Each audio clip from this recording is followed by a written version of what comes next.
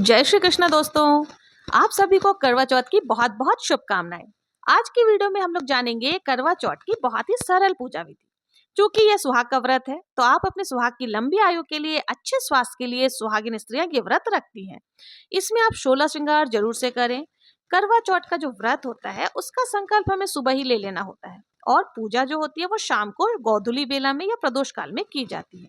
कई क्षेत्रों में दोपहर के समय भी पूजन की जाती है। आपके क्षेत्र में जैसा चलता हो आप वैसा कर सकते हैं। अगर आप समूह में पूजा कर रही हैं, सभी के साथ पूजा कर रही हैं तो बहुत ही उत्तम है। लेकिन अगर आप अकेले भी पूजन कर रही हैं तो कोई चिंता की बात नहीं है। आपको यहाँ पर मैं बताऊंगी कि अकेले भी कैसे कड़वा को फेरना है।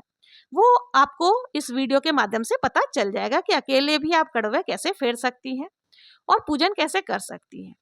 अब देखिए, सबसे पहले हमें जहां भी पूजन करनी है उस स्थान को हमें साफ कर लेना है और वहां पर एक पाटा आपको बिछा लेनी है।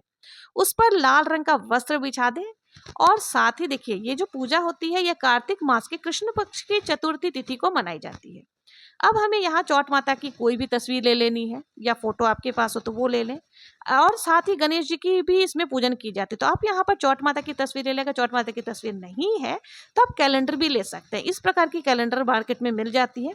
इसमें पूरे शिव परिवार विद्यमान होते हैं और इस कैलेंडर के नीचे की तरफ चौथ माता की जो कहानी होती है ना वो भी लिखी हुई होती है। तो आप यहाँ से चौथ माता की कहानी भी पढ़ सकते हैं।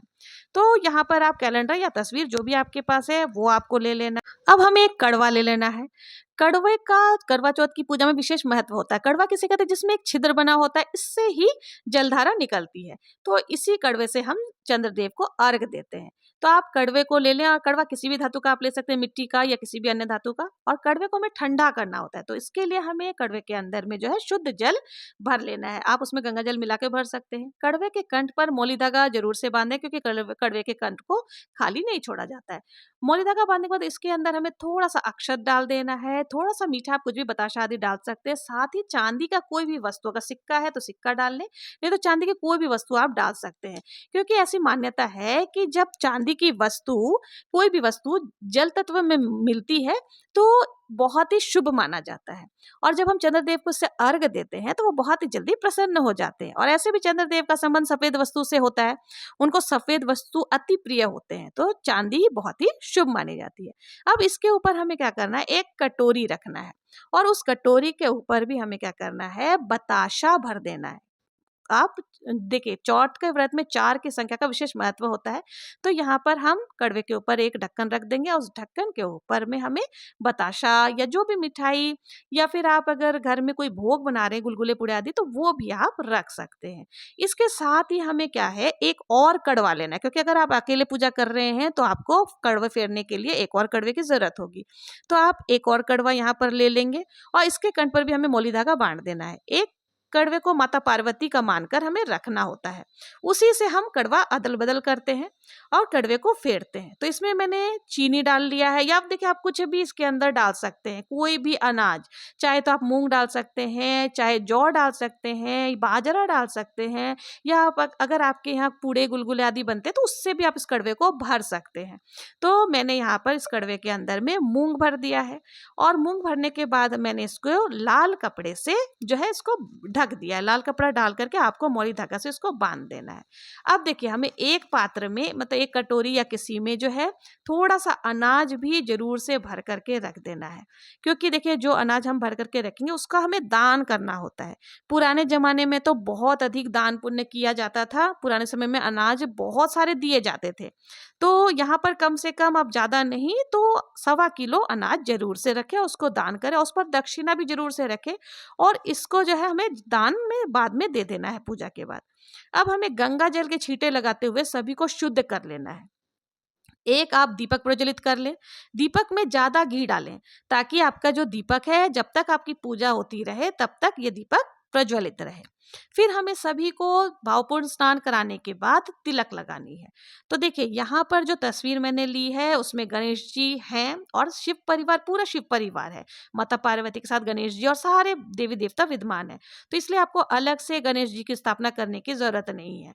अगर आप मंदिर में और कहीं पूजा कर रहे हैं और उसमें तस्वीर में गणेश जी नहीं है तो आप अलग से जो मंदिर में पूजा करते हैं उस गणेश जी की पूजा कर सकते हैं। तो यहाँ मैंने सभी को तिलक लगा दिया है। तो आप शिव जी को तो चंदन से तिलक लगाएं है। बाकी गणेश जी और जितने भी विद्यमान है तस्वीर के अंदर, उन सबको हमें रोली और अक्षत से तिलक लगा देना। तो यहाँ मैंने कलश में भी तिलक लगा दिया है, कड़वे में भी तिलक लगा दिया है। अब हम सभी को अक्षत समर्पित करेंगे। तो यहाँ पर आप सभी को दीपक में भी अक्षत आपको लगा देना है। अब हम वस्त्र स्वरूप कलावा समर्पित करेंगे। तो यहाँ पर हमने कलावा समर्पित, जितने भी तस्वीर में देवी देवता हैं उनको हमने कलावा समर्पित कर दिया है। अब गणेश जी को और भगवान श्री शंकर जी को, उन्हें हमें जो है ना वस्त्र स्वरूप जनेऊ समर्पित करना। अगर आपके पास जनेऊ है तो जनेऊ समर्पित कर दें, और अगर जनेऊ नहीं है तो आप मौली धागा को 7 बार लपेट करके समर्पित कर सकते हैं। अब हमें चौठ माता को जो है ना चुनरी समर्पित करनी है। तो यहाँ पर मैंने 2 तस्वीरें लगाई हैं, तो मैंने 2 चुंदरी ले ली है, तो हमें यहाँ पर चौठ माता को चुंदरी समर्पित कर देना है। इसके साथ ही आप पुष्प, जो भी फूल आपको मिल जाए, अगर लाल पुष्प मिल जाए तो बहुत अच्छा, तो मैं यहाँ गुलाब का फूल चढ़ा रही हूँ। और साथ ही सभी को हमें पुष्प समर्पित कर देना है, जो भी पुष्प आपके पास हो। अब हमें देखिए श्रृंगार सामग्री माता को समर्पित करनी है। चौठ माता को आप चाहें तो देखिए 16 श्रृंगार चढ़ा सकती हैं।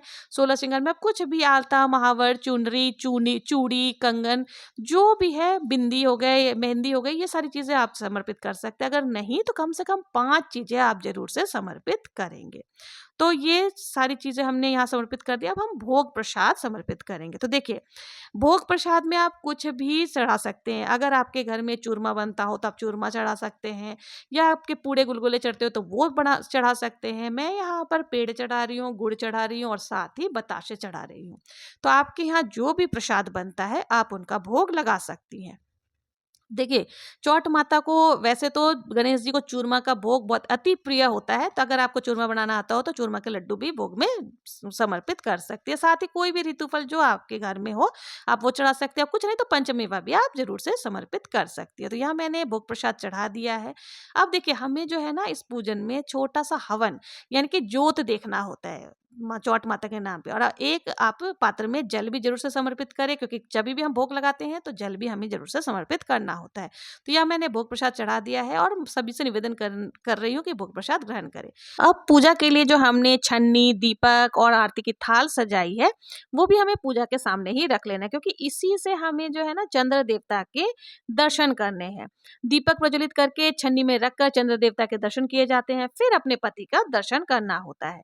तो इसलिए आप जो ये छन्नी, दीपक और आरती की थाल, ये सारी चीजें भी पूजा के सामने ही जरूर से रखें, ताकि पूजा के समय आपको देर ना हो। अब हम हवन करेंगे। तो हवन के लिए, हवन यानी जोत देखेंगे, तो उसके लिए हमें गाय के उपले ले लेना, उसको गर्म कर लेना, उसमें थोड़ा सा घी डाल करके हमें जो है दर्शन करना है, जोत देखना है। उसके बाद जो भी भोग प्रसाद आपने बनाया था उसको जोत के अंदर जरूर से आप डाल दें। आप थोड़ा सा जल लेकर के हमें 2 बार आचमन कर देना है। तो यहाँ पे मैंने थोड़ा सा हाथ में जल ले लिया और 2 बार मैं जल को घुमा करके नीचे छोड़ दूंगी। तो अब हमने जो जोत भी देख ली है, अब हमें देखिए कथा सुननी है। तो कथा आपको मेरे चैनल पर मिल जाएगा, क्योंकि और कथा सुनने के लिए आपको क्या करना है, हाथ में आखे लेने, माने गेहूं लेना है। तो आप गेहूं लेकर के कथा सुनेंगे। कथा आपको मेरे चैनल पर मिल जाएगा। अगर मैं यहाँ पर कथा सुनाऊंगी तो ये वीडियो काफी लंबा हो जाएगा, तो इसलिए आप कथा मेरे चैनल पर सुन सकते हैं।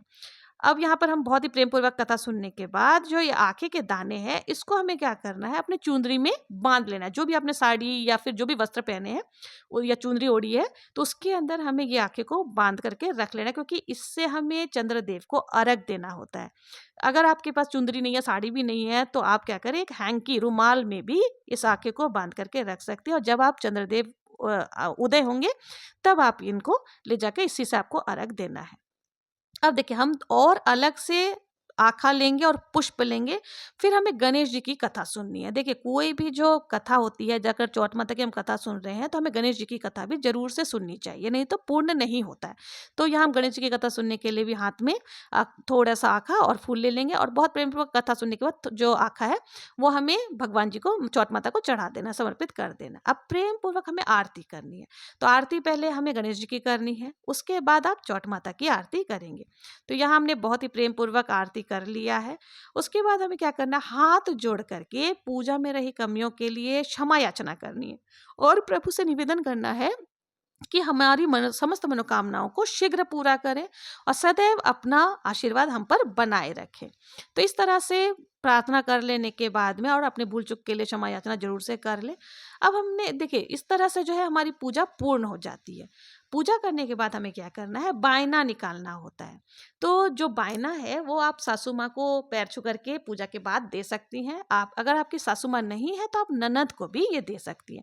तो बायना जो भी आपने, आपकी सासू माँ या ननद साड़ी पहनती है साड़ी, सूट पहनती है सूट, जो भी पहनती है, या फिर कुछ नहीं तो ब्लाउज पीस आपको ले लेना, उसमें सारे श्रृंगार की सामग्री डाल करके, दक्षिणा भी डाल करके आपको हाथ में थोड़ा सा अक्षत और थोड़े से रोली लेकर के, हाथ में जल लेकर के आपको 3 बार या 7 बार, जितनी बार आपके कलपते हैं, आपको हाथ घुमा करके उसके ऊपर छोड़ देना है।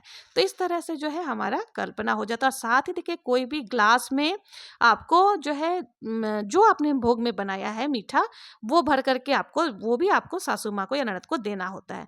और कुछ नहीं तो आप देखिए शक्कर भर करके आप दे सकते हैं, बाद में वो उसका कुछ खीर बनाकर खा सकती हैं या फिर चाय में भी प्रयोग कर सकते हो। तो ये हमने बायना भी कर लिया है। अब देखिए अगर आप अकेले पूजा कर रही हैं तो आप कड़वा किस प्रकार से फेरेंगी, तो उसके लिए भी मैं यहाँ नियम बता रही हूँ। और देखिए जो भी पूजा का सामान है ना, उसको आपको चौठ माता को जरूर से समर्पित करना होता है। तो सिंदूर आप जरूर से इस दिन समर्पित करें, और जो सिंदूर बच जाए उसको अपने मांग में जरूर से भरें। तो देखिए कई स्थानों पर, कई क्षेत्रों पर पीला सिंदूर का भी प्रयोग किया जाता है। तो आप अगर लाल सिंदूर चढ़ाए तो लाल चढ़ाए, अगर आपके क्षेत्र में पीला सिंदूर चढ़ता है तो आप पीला सिंदूर जरूर से चढ़ाए। और माता रानी को बिंदी और थोड़ा सा मेहंदी जरूर से लगाएं, और जो मेहंदी बचे उसको अपने हाथों में जरूर से लगा ले। तो इस तरह से जो है हमारी पूजा पूर्ण हो जाती है। पूजा होने के बाद देखिए चंद्रदेव का आपको इंतजार करना है कि कब चंद्रदेव उदय होंगे। अब देखिए अगर आप अकेले हैं तो कड़वा किस प्रकार से फेरेंगे। आप देखिए दोनों कड़वे को ले लेना है और उसको आपको क्रॉस करके इस तरह से 7 बार, जितनी बार भी आपके फेरते हैं, आपको कड़वा फेर लेना है। और अगर नहीं तो दूसरा विधि और बता रही हूँ कि आप क्या करें, जो पार्वती माता है आप उनके साथ भी कड़वा फेर सकती हैं। तो इनको एक बार स्पर्श कराना है, फिर नीचे करना है, फिर स्पर्श कराना है, फिर नीचे करना है। इस प्रकार से आप 7 बार कड़वा कर सकती हैं। तो ये हो गई कड़वा फेरने की विधि। अब जान लेते हैं कि करवा चौथ का जो पर्व है इस साल 2024 में कब मनाई जाएगी। तो देखिए इस साल 2024 में करवा चौथ का व्रत जो है 20 अक्टूबर दिन रविवार को मनाई जाएगी। तो आशा है आप लोगों को पूजा विधि समझ में आ गई होगी। अगर पूजा विधि अच्छी लगी हो तो कमेंट में जय श्री कृष्णा लिखना ना भूलें। मिलते हैं नेक्स्ट वीडियो में किसी और पूजा विधि के साथ। तब तक के लिए जय श्री कृष्णा, जय माता दी।